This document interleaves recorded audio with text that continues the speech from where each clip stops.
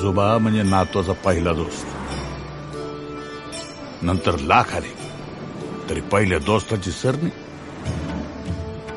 आणि नातू आजोबाचा शेवटचा दोस्त, त्याच्यानंतर दुसऱ्या दोस्तांची गरजच नाही. म्हणजे मी तुझी सुरुवात आणि तू माझा शेवट. आजी म्हणजे काय? दुधावरची साय. आजी म्हणजे काय? आपल्या आई वडिलांची आय. आजी म्हणजे काय? उंदराने दात खाल्लेली बाय. आजी म्हणजे संस्कार. आजी म्हणजे माया. आजी म्हणजे प्रेम वात्सल्याची माय.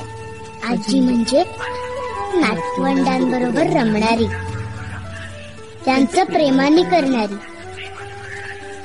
सुरकुतलेल्या हाताने मायेने आपल्या कवेत घेणारी.